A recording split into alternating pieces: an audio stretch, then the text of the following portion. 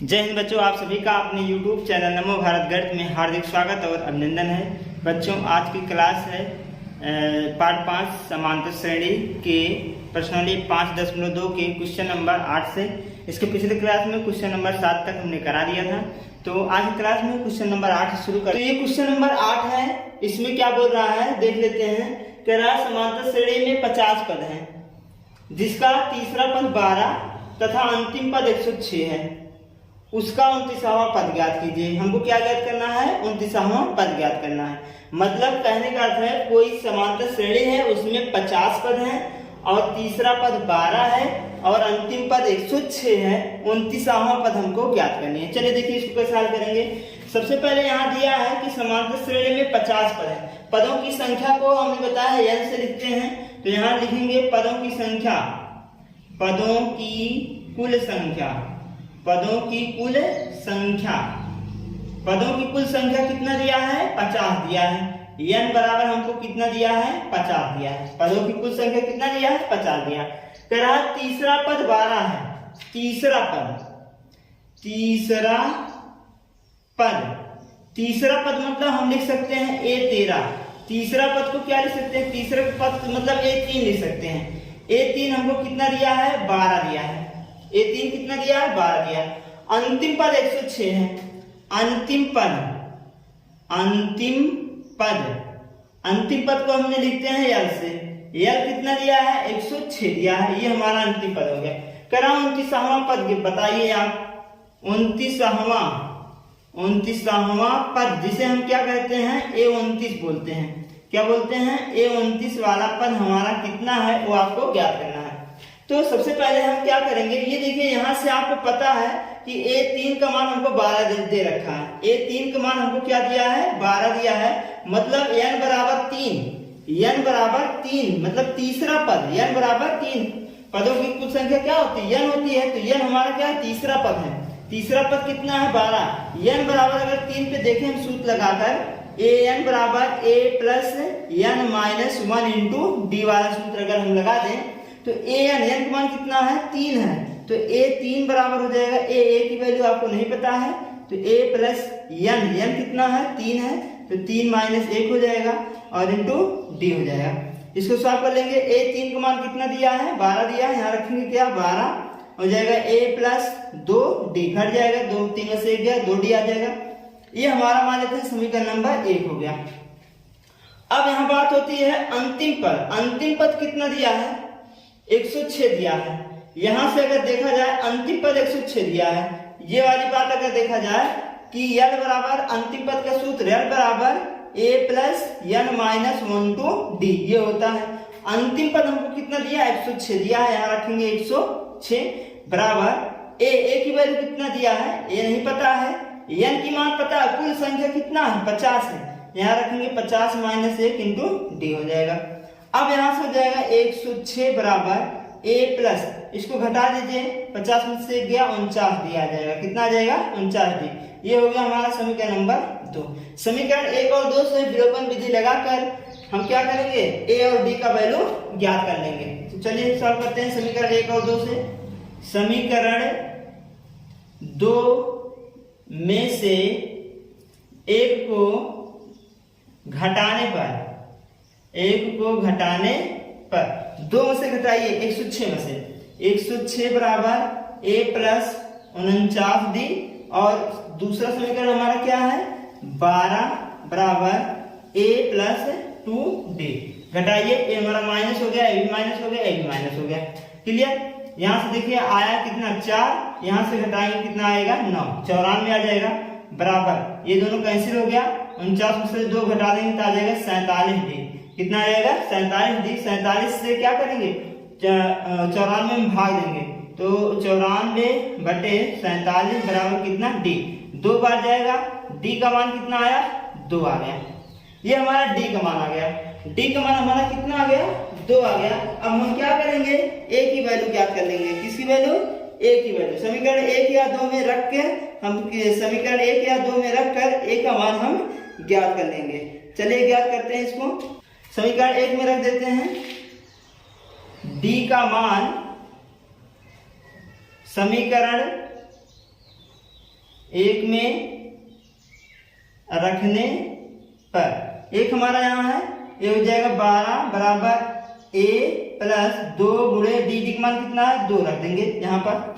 अब हो जाएगा 12 बराबर a प्लस 2 में 2 से गुणा करेंगे 4 आएगा, 4 प्लस इधर आएगा माइनस बन जाएगा, तो 12 माइनस 4 बराबर a, घटा लेंगे 8 4 12 होता है, a की वैल्यू कितना आ गया 4 आ गया, 8 आ गया, a की वैल्यू 8 आया और d का मान कितना आया 2 आया।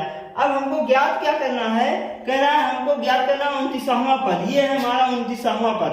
तो 29वां पद हम लगा लेते हैं फार्मूला, 29वां पद मतलब a 29 बराबर हमारा क्या हो जाएगा a प्लस n, n का वैल्यू कितना है 29वां पद है तो 29 लिखेंगे -1 इंटू डी। 29वां पद निकालना है तो a 29 बराबर a की वैल्यू रख दो, d की वैल्यू रख दो। a का मान कितना है, a का मान 8 है, यहाँ रखेंगे 8 और 29 में से 1 घटा देंगे तो आएगा हमारा कितना आ जाएगा, 29 में से 1 घटाएंगे तो आ जाएगा 28 और गुणे हो जाएगा डी का मान रख दो, डी का मान हमारा कितना है, डी का मान आया है 2, यहाँ रखेंगे हम 2 तो हो जाएगा a 29 बराबर 8 प्लस इसको गुणा कर लो 28 दूनी 56 होता है और 56 में 8 जोड़ देंगे 8 6 14 और 5 6 64 आ जाएगा। a 29 हमारा कितना आ जाएगा 64 आ जाएगा, इसके मतलब 29वां पद हमारा कितना आ गया 64 आ गया और ये हमारा क्या हो जाएगा आंसर हो जाएगा। क्लियर। तो ये था हमारा क्वेश्चन नंबर 8 जो कि हम इसको इस प्रकार से हल करेंगे। अब देखते हैं क्वेश्चन नंबर 9। तो ये है क्वेश्चन नंबर 9। इसमें क्या बोल रहा है कि यदि किसी एपी के तीसरे और 9वें पद क्रमशः 4 और -8 हैं तो इसका कौन सा पद शून्य होगा। इसमें क्या दिया है, कोई समांतर श्रेणी है, उसका तीसरा पद दिया है कितना 4 दिया है और उसका 9वां पद कितना दिया है 8 दिया है। कह रहा है कौन सा पद शून्य होगा वह आपको ज्ञात करना है। हमको नहीं पता है कि कौन सा पद शून्य होगा तो हम मान लेते हैं कि n वां पद हमारा क्या हो जाएगा शून्य हो जाएगा। तो हम मान लेते हैं कि माना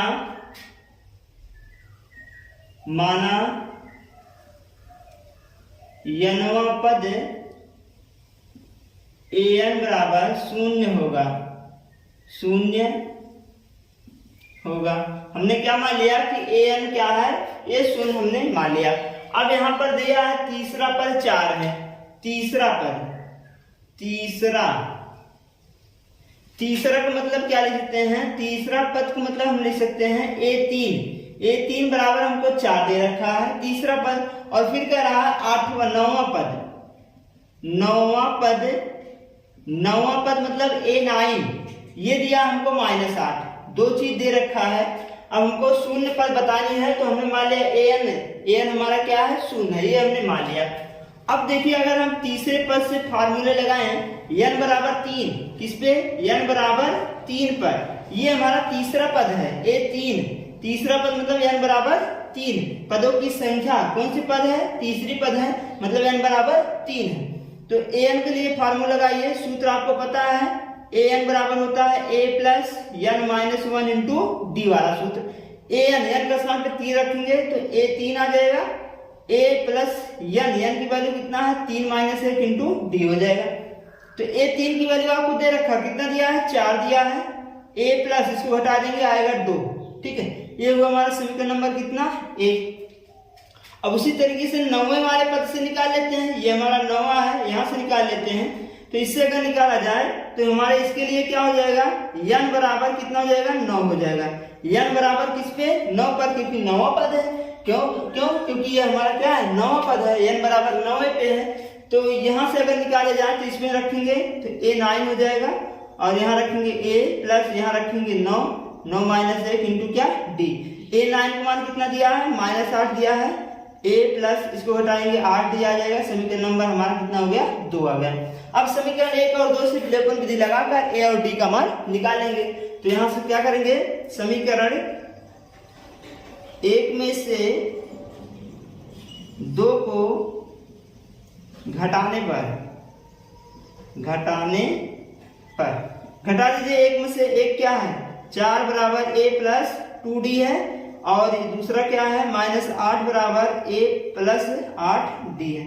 घटा दीजिए, ये हुआ हमारा प्लस, ये हुआ माइनस, ये भी क्या हो गया माइनस हो गया, ये दोनों कैंसिल हो गया।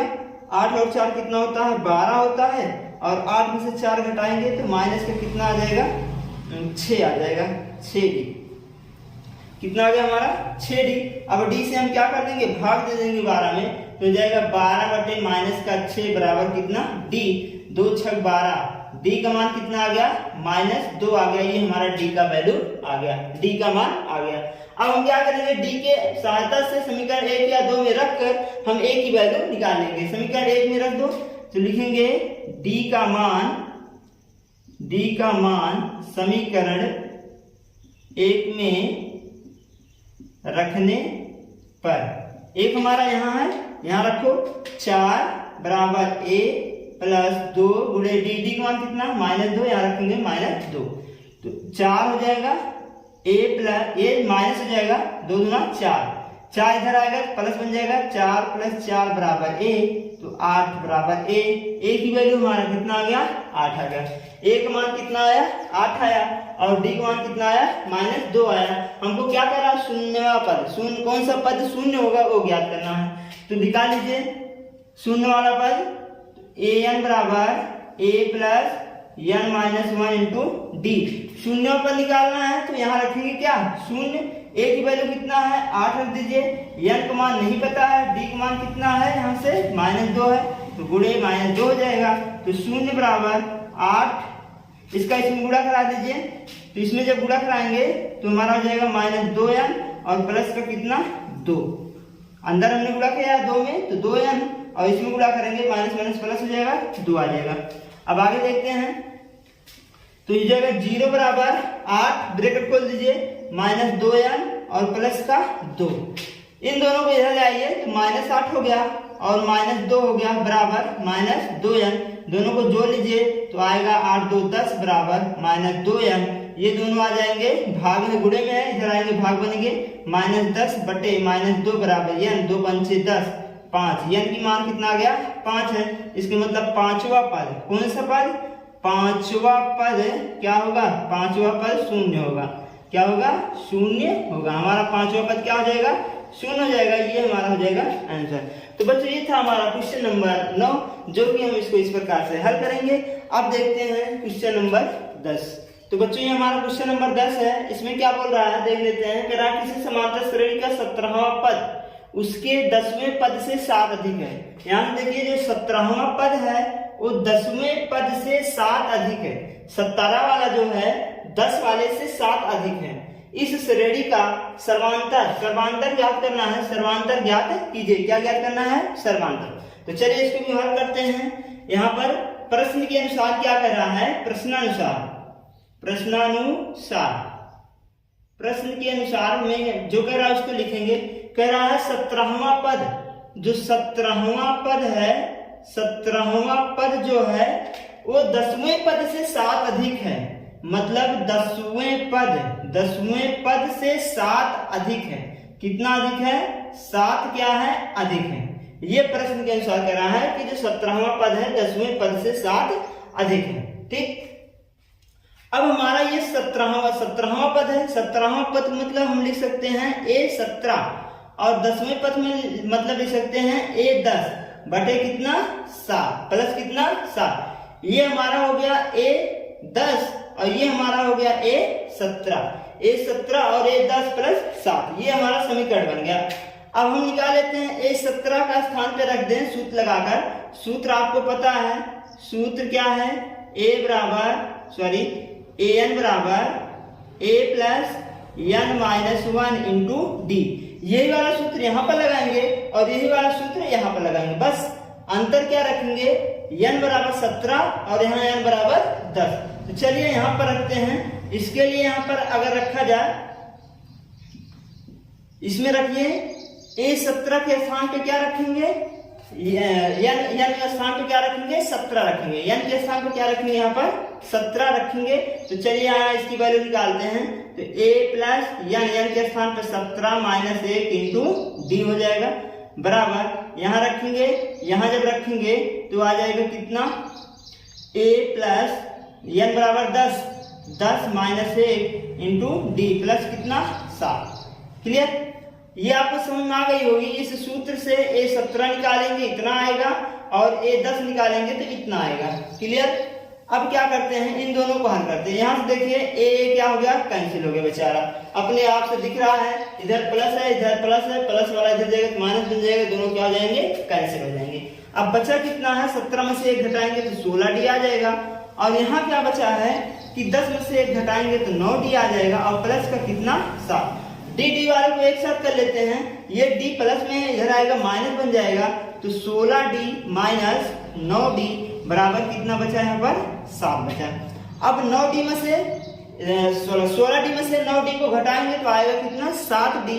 7 डी बराबर कितना आ गया 7, ये 7 गुणे है इधर आएगा भाग बन जाएगा तो डी बराबर हो जाएगा 7/7 और 7 में 7 से भाग करेंगे आएगा कितना 1 आएगा। तो हमारा जो सर्वांतर आ गया, सर्वांतर डी बराबर हमारा कितना आ गया 1 आ गया। ये हमारा क्या हो जाएगा, आंसर हो जाएगा। क्लियर? तो ये था हमारा क्वेश्चन नंबर 10 जो कि हम इस प्रकार से इसे हल करेंगे। बहुत ही शार्ट क्वेश्चन था, बहुत ही अच्छे क्वेश्चन है। आपको सिर्फ ये वाला फार्मूले पते होने चाहिए बस, और कोई इस प्रश्नावली में कोई भी दिक्कत आएगा ही नहीं। ठीक है? तो ये था हमारा क्वेश्चन नंबर 10। अब देखते हैं 11। तो ये है हमारा क्वेश्चन नंबर 11। इसमें क्या बोल रहा है कि एपी दिया है 3, 15, 27, 39 का कौन सा पद 54वें पद से 132 अधिक है। कहा इस समांतर श्रेणी का कौन सा पद है जो 54वें पद से 132 अधिक है। बात को समझिएगा, क्वेश्चन क्या कर रहा है कि इस समांतर श्रेणी में वह कौन सा पद है जो 54वें पद से 132 अधिक है। ये हमको ज्ञात करना है, कौन सा पद है वो पद हमको ज्ञात करना है। पद ज्ञात करने का मतलब, इसका मतलब हमको यानी की वैल्यू ज्ञात करनी है, कौन सी पद है जो 54 से 132 अधिक हो जाए। तो चलिए इसको कैसे सॉल्व करेंगे देखिएगा ध्यान से। सबसे पहले हमारा एपी क्या है इसको लिख लेते हैं। एपी क्या है 3, 15, 27 और 39, ये हमारा एपी है। एपी का प्रथम संख्या जो है प्रथम पद होती है, तो ये हमारा प्रथम पद जिसे हम ए बोलते हैं। ए बराबर कितना है 3 है।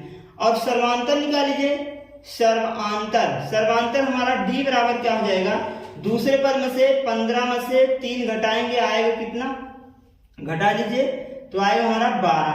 डी का मान कितना है 12 है, एक मान कितना है 3 है। अब देखिए आपको अगर नहीं पता है कि कौन सा पद है जो 54वें पद से 132 अधिक है, तो हम मान लेते हैं कि हमारा यनवा पद an जो है 54वें पद से 132 अधिक है। ये हमने मान लिया, तो लिखेंगे माना यनवा पद an 54वें पद से 132 अधिक है। हमने क्या मान लिया कि यनवा पद an जो है 54वें पद से 132 अधिक है। अगर ये आपने मान लिया है तो मानने के जैसे आपने माना हो उसी के तरीके से यहाँ पर लिख लीजिए कि यनवा पद an जो है ये क्या है, किससे अधिक है, 54वें पद से। 54वें पद से मतलब ए 54 से अधिक है, कितना अधिक है 132 अधिक है, ये हो जाएगा। अब यहाँ आप सूत्र अप्लाई कर लीजिए। सूत्र आपको पता है an बराबर होता है a plus n-1 into D. ये वाला सूत्र यहाँ पर अप्लाई कर लेंगे। अब देखिए यहाँ पर यहाँ लिखा है a 54, इसका मतलब n बराबर 54 यहाँ पर रखेंगे और ये वाला फार्मूला यहाँ पर दिया ही गया है, तो इसके स्थान पे क्या रखेंगे a plus n-1 into D. ये फार्मूला यूज करना है आपको। इसके स्थान पर हमने ये पूरा फार्मूला लिख दिया और इसके स्थान पर a 54 है मतलब n बराबर 54 रख के ये वाला फार्मूला यूज करेंगे, तो जाएगा a plus 54 minus a into D, ये हो जाएगा। इसको सॉल्व कर लीजिए। ध्यान से देखेंगे a क्या हो गया, कैंसिल हो गया क्योंकि दोनों क्या है प्लस है, इधर आएगा तो माइनस बन जाएगा, तो हो जाएगा n माइनस डी। डी का वैल्यू कितना है 12 है, यहाँ रखेंगे 12 और बराबर ये 54 में से घटा दीजिए। यहाँ पर प्लस 132 था, इसको लिख देंगे 132। 54 में से घटाएंगे तो आएगा कितना 53 और गुणे डी, डी का मान कितना है 12 है और प्लस 132, ये हो जाएगा। 12 क्या है, गुणे में इधर आएगा क्या बनेगा, भाग बनेगा, तो n माइनस 1 बराबर हो जाएगा 53 गुणे 12 प्लस 132 और बटे में कितना हो जाएगा 12। इसको सॉल्व कर लेंगे, जब इसको हल करेंगे तो n माइनस 1 बराबर, दोनों को अलग अलग हम कर लेते हैं, तो हो जाएगा 53 गुणे 12 बटे में 12 और प्लस 132 बटे 12। ठीक, 12 से 12 कैंसिल हो गया और 12 गिरहियां होता है 132। ठीक, 12 में 11 से गुणा करेंगे तो आएगा कितना 132, तो n माइनस 1 बराबर ये पूरा हो गया 53 और प्लस ये कितना हो गया 11, तो n माइनस 1 बराबर कितना हो गया 3 1 4 और ये हमारा कितना हो जाएगा 5 1 6, कितना हो गया 64 हो गया। तो n बराबर हमारा कितना आ जाएगा, ये इधर गया प्लस हो जाएगा, तो हो जाएगा 64 प्लस 1, तो n बराबर कितना आ गया 65 आ गया। तो n की वैल्यू हमारा कितना आया 65 आया। इसका मतलब 65वां जो पद है हमारा 54वें पद से क्या है 132 अधिक है, तो लिखेंगे 65वें पद 54वें पद से 132 अधिक है, 132 क्या है अधिक है, तो ये हमारा क्या हो जाएगा आंसर हो जाएगा। ठीक, तो बच्चों ये था क्वेश्चन नंबर 11, जो कि हम इसको इस प्रकार से हल करेंगे। अब देखते हैं क्वेश्चन नंबर 12। तो ये हमारा क्वेश्चन नंबर 12, इसमें क्या कह रहा है, दो समांतर श्रेणियों का सर्वांतर समान है। दो समांतर श्रेणी है, उनका जो सर्वांतर है वो समान है, डी का मान क्या है समान है, यदि उनके समय पद का अंतर 100 है। समय पद का अंतर अगर 100 है तो उनके हजारवें पद का अंतर क्या होगा, ये आपको याद करना है कि दो समांतर श्रेणी है, उनका सर्वांतर क्या है समान है और उनके समय पद का अंतर 100 है, तो हजारवें पद का अंतर क्या होगा। तो ये बहुत ही सिंपल क्वेश्चन है और इम्पॉर्टेंट भी है, क्या है इम्पॉर्टेंट भी है और क्या है सिंपल भी है। तो सबसे पहले इसमें समझना थोड़ा कठिन है, तो बच्चे यहाँ पर गलती कर लेते हैं कि समझ नहीं पाते हैं। तो समझने के लिए सबसे पहले हम एक एग्जाम्पल ले लेते हैं, तो चलिए देखिए कैसे हल करेंगे। सबसे पहले हम एक एग्जाम्पल ले लेते हैं, जैसे 2 एपी लिया हमने, यहाँ पर बोला है दो समांतर श्रेणी का सर्वांतर समान है। हमने 2 एपी लिया, मान लिया एक एपी लिया 4 6 8 12 ऐसे डाट डाट, ये हमने एक एपी लिया, ठीक 10, ये हमारा एक पहला एपी हो गया।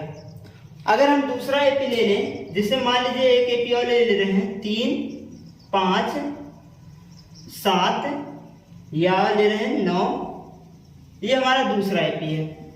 2 एपी हमने ले लिया, ये हमारा पहला एपी हो गया, दूसरा एपी कह रहा है यहाँ पर दोनों समांतर श्रेणियों का सर्वांतर समान है, डी का वैल्यू यहाँ पर समान है। इन दोनों का डी का मान क्या है 2 है, ये क्या है दोनों को सर्वांतर क्या है समान बोल रहा है, तो इसका भी डी 2 है और इसका भी डी 2 है। हमने यहाँ पर समान रूप से मान लिया कि इसका भी 2 मतलब डी का मान 2 है, इसका भी डी का मान कितना है 2 है। तो यहाँ देखिए यहाँ पर कितना अंतर आ रहा है, इसमें का अंतर कितना है 2, इसमें का अंतर कितना है 2, इसमें का अंतर कितना है 2, इसमें का अंतर 2 है, इसमें का अंतर 2, इसमें का अंतर 2। अब बात को समझिएगा, कह रहा है यदि इनके समय पद का अंतर 100 है। अब देखिए पहले पद में कितने अंतर आ रहे हैं, 4 में से 3 गया 1 का अंतर, दूसरे पद में कितना अंतर रहा 6 में से 5 गया 1 का अंतर, तीसरे पद में कितने का अंतर है 8 में से 1 गया 1 का अंतर, इसमें कितने का अंतर है 1 का अंतर है। अब बात ये बताइएगा, अगर सब में दोनों समांतर श्रेणियों में अगर अंतर 1 आ रहा है तो आप चाहे 100 पद ले लीजिए डाट डाट, यहाँ से अगर आपको सौवें पद लिखना है तो सौवें पद का अंतर अगर 100 आ रहा है तो हजारवें, अगर चाहे 1000 तक जाएंगे तो हजारवें पद का भी अंतर क्या आ जाएगा आपका 1000 ही होगा, ठीक है ना। बात को समझिएगा, क्यों, क्योंकि दोनों या तीनों चाहे जितने समांतर श्रेणी हैं अगर उनके सर्वांतर समान है, यहाँ से देखिए अगर इनका सर्वांतर क्या है समान है तो उनके लास्ट में चाहे जितने पद तक लिखते चले जाइए उनका सर्वांतर अगर समान है, तो अगर अंतर 100वें पद का 100 अंतर है तो हजारवें का 100 ही होगा, या फिर हम लिखे 20वें का तब भी हमारा क्या हो जाएगा जितना 100 है तो 100 ही होगा। अगर हम लिखे दूसरे का कितना होगा तो उनका भी क्या हो जाएगा, 100 हो जाएगा। अगर एक का अंतर दिया है तो सभी का अंतर वही होगा। जैसे हमने एग्जाम्पल बताया है कि अगर दो समांतर श्रेणियां हमने लिया 4, 6, 8, 10, दूसरा हमने लिया 3, 5, 7, 9 और इनका अगर समांतर समान है, डी का मान दोनों में अगर समान है, यहाँ देखिए 6 में से 4 गया 2, 8 में से 6 गया 2, 10 में से 8 गया 2, 5 में से 3 गया 2, 7 में से 5 गया 2, 9 में से 2 गया कितना 7 गया कितना है 2। अगर दोनों समांतर श्रेणियों का सर्वांतर समान है तो उनके अगर समय पद का अंतर करेंगे 100 आएगा, तो पहले पद का अंतर करेंगे तो वही आएगा। तो यहाँ से अगर इनका अंतर 1 आ रहा है, दूसरे का अंतर 1 आ रहा है, तीसरे का, तो समय का अगर अंतर 1 करेंगे तो अभी अगर समय का अंतर हम करेंगे तो अभी हमारा कितना आएगा, 1 ही आएगा। तो यही कंडीशन यहाँ पर दिया गया है कि सौवें पद का अंतर अगर 100 है तो हजारवें पद का कितना होगा, तो 100 ही होगा। चाहे आप 2000वें पद का निकालेंगे तब भी कितना होगा, 100 ही होगा। ठीक है, जैसे ये हमने समझाया है इसी तरीके से यहाँ पर लिखनी है। सबसे पहले यहाँ से देखिए दो समांतर श्रेणी है, कैसे कैसे इसको लिख लेते हैं। करा दो समांतर श्रेणियों का सर्वांतर समान है, तो हमने मान लिया कि माना दोनों समांतर श्रेणियों का सर्वांतर क्या है, डी है। हमने ये मान लिया कि दोनों समांतर श्रेणियों का सर्वांतर क्या है, डी है। ठीक है, अब ये हमने मान लिया। अगर यहां से बात किया जाए कि सौवें पद का अंतर क्या होगा, ऐसे अगर हम दो समांतर श्रेणी बना लें, पहला हम ले रहे हैं A1 A2 A3 या फिर A ले लें, A2 ले लें, A3 ले लें, डॉट डॉट डॉट, ये हमारा हो जाएगा क्या, पहला हो जाएगा श्रेणी। दूसरा हम ले रहे हैं A3, ये हमारा दूसरा हो जाएगा। ठीक, 100 तक मान लेते हैं, 100 तक है तो सौवें पद का अंतर कितना दिया है, 100 दिया है। कि कौन सी पद, सौवें पद का अंतर कितना दिया है, 100। दोनों के सौवें पद का अंतर, दोनों के सौवें पद का अंतर मतलब A100 minus A100, capital A100, दोनों का अंतर कितना दिया है, 100 दिया है। ये हमारा हो गया समीकरण नंबर 1। सौवें पद का अंतर दिया है A100 माइनस A100 बराबर कितना दिया है, 100। अगर A100 का मान, इसको हटा देते हैं, अगर A100 का वैल्यू निकाला जाए तो हमारा हो जाएगा A plus 100 minus 1 into D, ये हो जाएगा। और माइनस में अगर इसका निकाला जाए तो हो जाएगा A प्लस n का मान कितना है, 100 माइनस 1 इंटू डी बराबर कितना, 100। ये आपको पता है सूत्र, कौन सा सूत्र प्रयोग हो रहा है, सूत्र क्या है, an बराबर a plus n minus 1 into D से। ये सूत्र आपका यहाँ पर प्रयोग हो रहा है। अगर a 100 की वैल्यू निकाला जाए तो ये आएगा, अगर a 100 के मतलब a 100 इसकी निकाला जाए तो ये आ जाएगा। ये हमारा पहले श्रेणी का है और ये हमारा कौन सी है, दूसरे श्रेणी का है। ठीक है, ये हो जाएगा। अब यहाँ से सॉल्व करें तो हमारा यहाँ हो जाएगा a प्लस 9 में से 100 में से 1 घटाएंगे आएगा 99d, और यहाँ पर अगर इसको सॉल्व करें तो हो जाएगा a प्लस इसको हटाएंगे तो हमें जाएगा 99d, और बराबर कितना जाएगा, यहाँ पर माइनस लगा है तो ये हो जाएगा हमारा क्या, यहाँ पर माइनस, और बराबर कितना 100। 99d कैंसिल हो गया तो हो गया a माइनस a बराबर कितना हो गया, 100, और ये हमारा हो गया समीकरण नंबर 1। बात समझ में आई। ये तो सौवें पद का अंतर है। अब कह रहा है हजारवें पद का अंतर बताइए, तो हजारवें पद का अंतर निकाल लो। क्या निकालेंगे, a 1000 माइनस a 1000 बराबर कितना है, हजारवें पद का अंतर आपको बतानी है कितना होगा। तो यहाँ पर इसका सूत्र लगाइए, इसका सूत्र हमारा क्या हो जाएगा, a प्लस n की मान कितना है, 1000 माइनस 1 इंटू डी बराबर माइनस a प्लस n का मान कितना है, 1000 माइनस 1 और इंटू क्या हो जाएगा, d, यहाँ माइनस रहेगा। ठीक, यहाँ क्या रहेगा, माइनस रहेगा। जब यहाँ माइनस लगाएंगे तो हो जाएगा माइनस इंटू डी। क्लियर, इसको हल करो। अब यहाँ से देखिए a प्लस इसको घटाएंगे तो हो जाएगा 99 मतलब 999d, और ये हो जाएगा माइनस ये भी हो जाएगा 999d। ठीक है, ये हो जाएगा। यहाँ से दोनों क्या हो गए, कैंसिल, माइनस प्लस आया a माइनस a, अब यहाँ से देखिए a माइनस ए की वैल्यू निकाल लिए हो, a माइनस ए की वैल्यू कितना है 100 है, यहीं पर रख दो। तो लिखेंगे समीकरण 1 से मान रखने पर, तो यहाँ जब मान रखेंगे समीकरण 1 से तो हो जाएगा a 1000 माइनस a 1000 बराबर कितना आ जाएगा 100 आ जाएगा। तो हजारवें पद का अंतर भी हमारा क्या आया 100 आया।